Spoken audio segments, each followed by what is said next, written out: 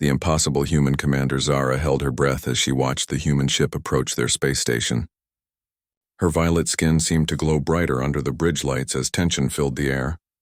For 3 solar cycles, the Galactic Council had warned every species about these strange creatures from a small blue planet called Earth. Lieutenant Kira stepped beside her commander and whispered, "The reports cannot be true. No species can survive what humans supposedly endure." Zara nodded slowly. According to the files, humans lived on a death world where almost everything wanted to kill them. They breathed a gas that caused fires. Their gravity was 3 times stronger than most civilized worlds. Deadly radiation from their star hit them every day. Yet somehow they thrived and even considered their planet beautiful. The docking bay doors opened with a soft hiss. 3 figures in strange white suits walked through the airlock. Zara and her crew had prepared for this moment for weeks, but nothing could have readied them for what happened next. The lead human reached up and removed their helmet. Long brown hair fell around the shoulders of what was clearly a female. She had smooth pink skin and bright blue eyes that seemed to sparkle with curiosity rather than fear. "Hello," the human said in perfect galactic standard. "I am Captain Amy Johnson of the Earth vessel Horizon. Thank you for allowing us to dock." Zara stared in shock. This creature looked so fragile and delicate. How could something so beautiful come from such a horrific world? The human female smiled warmly and extended her hand in what the reports called a greeting gesture.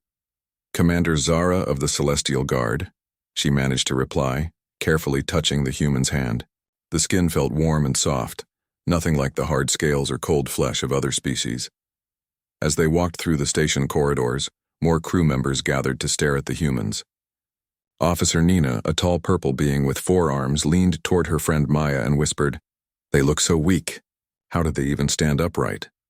But Captain Johnson seemed to notice everything around her with keen intelligence. She asked thoughtful questions about their technology and showed genuine interest in their culture. When they reached the diplomatic quarters, something unexpected happened. The gravity generator suddenly malfunctioned, increasing the artificial gravity to dangerous levels.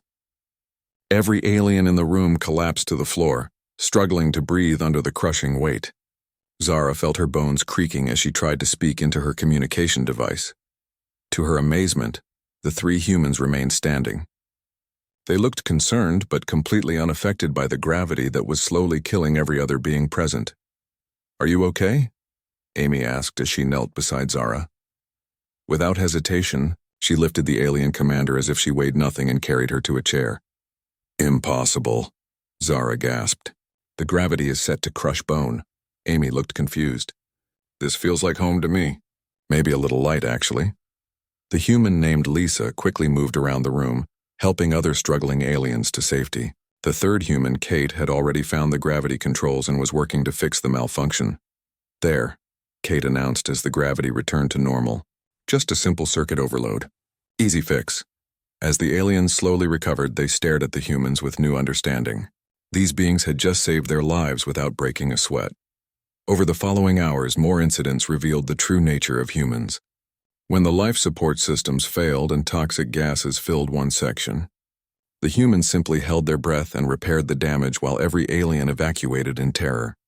When a solar flare hit the station, sending radiation levels to lethal heights, the humans continued working normally while the aliens hid in shielded compartments.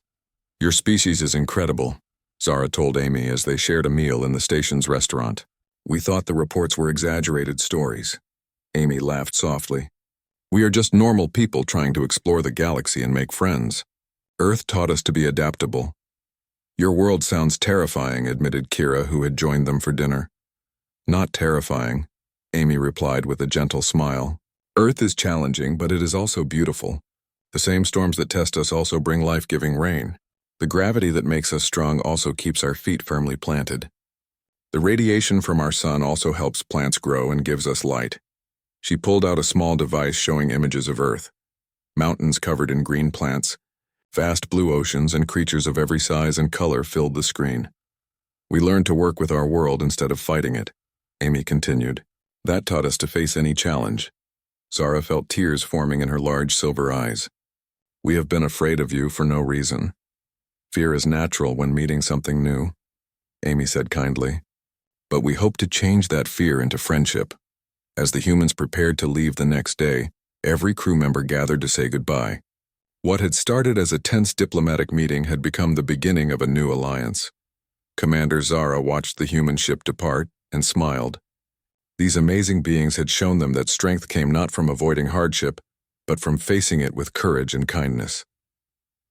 She turned to her crew and announced, "Send a message to the Galactic Council. The humans are not to be feared. They are to be celebrated as the most resilient and compassionate species we have ever encountered." As news of the meeting spread across the galaxy, other species began to understand that humans were not monsters from a death world, but teachers who could show them how to turn any challenge into an opportunity for growth. The age of human friendship had begun, and the galaxy would never be the same.